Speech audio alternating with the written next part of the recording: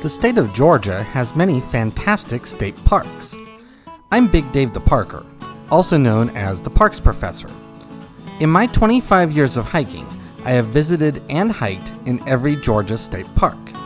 In these videos, I'm going to rank all 45 Georgia state parks, starting at number 45 and ending at number 1. In this video, we're going to look at numbers 25 through 16, the better than average ones. These rankings are solely my opinion, and they are based on the park's scenery, amenities, hiking options, and when applicable, historical value. Growing up at number 25, we find Smithgall Woods State Park. Now this was the hardest park in these rankings to rank because it is a conservation park, which means the park exists to conserve the land in its present state. Its conservation park status greatly limits the number of amenities they can build, and amenities is one of the criteria in these rankings. This park has several hiking trails, but due to the lack of construction, only one of them starts at a parking lot.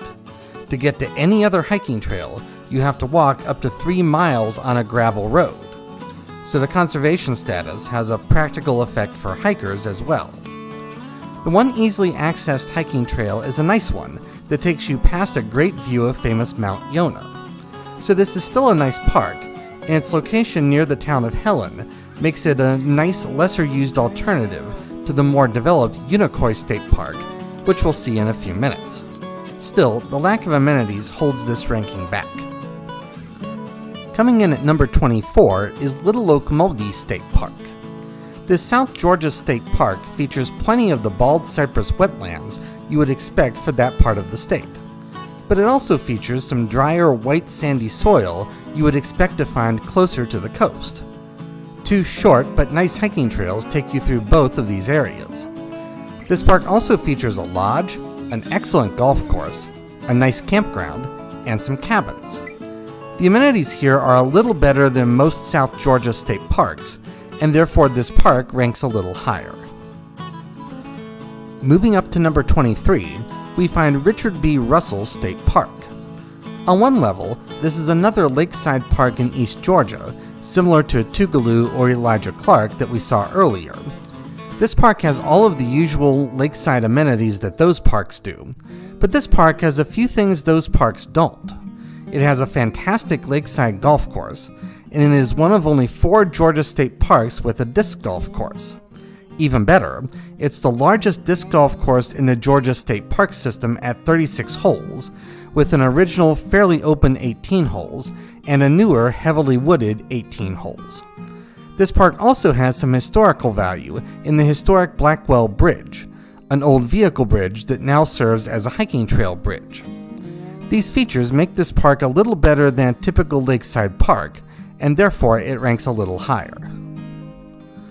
Coming in at number 22 is Victoria Bryant State Park. This park is nestled in the foothills of the North Georgia mountains, and it features the most hiking of any park we've encountered so far. It has 2 hiking trails that are greater than 4 miles in length, the Perimeter Trail and the Broad River Trail. I've hiked both of those trails, and they both offer pleasant hikes through nice rolling woodland scenery. It has a large but somewhat steep campground and some day use areas. It also has what may be the best golf course in the Georgia State Park system, the Highland Walk Golf Course. This park's somewhat rural location and lack of unique history and scenery means it often gets overlooked, but there is some good hiking here. It's a nice park to spend a day or 2 or 3. Climbing up to number 21, we find Red Top Mountain State Park. This park is the only state park on Lake Allatoona, and it gets high visitor count due to its location on the northwest edge of Metro Atlanta just off of I-75. In addition to the usual lakeside amenities, this park has several hiking trails of significant length that feature this area's history. The Homestead Trail takes you past some old homesteads, including a stone chimney, and the Iron Hill Trail takes you to an old iron mining community. The iron red soil from those iron mines is what gave this park its name Red Top Mountain. While you won't find serenity or fantastic natural scenery here, you will find enough other things to make this park a worthwhile destination in Metro Atlanta. Before we enter the top 20, I want to thank you for watching this video. If you like this sort of video, please click the thumbs up and subscribe buttons. That helps other people find this video and encourages me to bring more of this sort of thing your way. Coming in at number 20 is Mistletoe State Park. This is another East Georgia lakeside park similar to Elijah Clark or Richard B. Russell, and it has the usual lakeside amenities. But this park has a more primitive feel with bigger hills and abundant natural areas. Thus, the hiking here is fantastic, by far the best of any of East Georgia's lakeside parks. In fact, the park's 6.5-mile Rock Dam Trail is my favorite hiking trail in East Georgia. Several other hilly woodland trails invite exploration, and this is a lakeside park that doesn't feel at all like a lakeside park.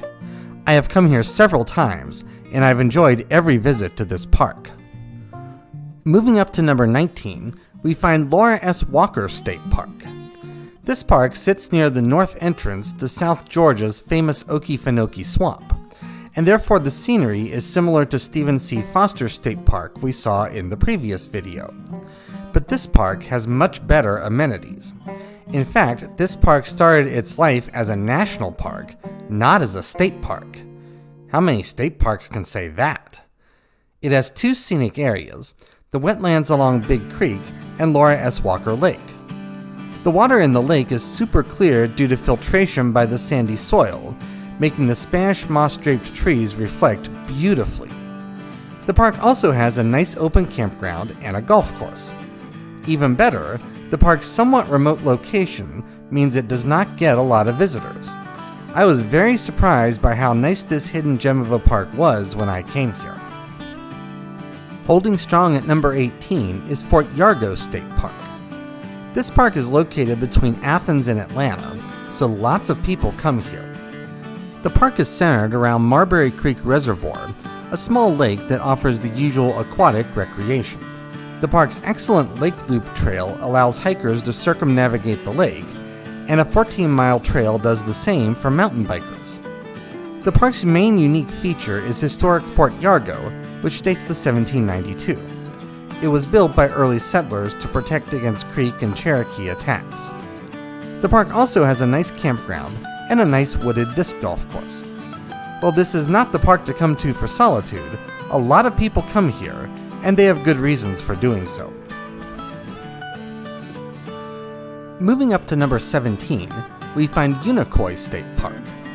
This park is actually accessible by hiking trail from the nearby tourist town of Helen, so a lot of tourists come here. It has a lodge, a nice but hilly campground, and hiking trails to suit every desire and ability. The park also has a hiking trail that leads to famous Anna Ruby Falls, which is in adjacent Chattahoochee National Forest. This park does not have the unique and stunning scenery that the higher-ranked parks of the North Georgia mountains have, but it has a nice and developed front country feel. This park is a nice place to spend a few days, and I have enjoyed every trip and hike I have done here. Grinding on at number 16 is Watson Mill Bridge State Park. This park's centerpiece is its 1885 cover bridge over the Broad River and the historic mill and powerhouse ruins located just downstream from the bridge. Many people don't know that its short South Fork Trail also leads to an old steel bridge as well as a primitive campground, so you can actually see two historic bridges on one short hike. There are a couple of other trails here in addition to a small developed campground, but the historical bridges and powerhouse ruins are what really make this park. Despite its location just 15 miles east of Athens, this park does not receive a lot of visitors, and it was my favorite secluded local hiking destination when I lived in Athens. That's the third quintile. I'll see you in a couple of weeks for the next set. Have a great afternoon, take care, and Lord bless.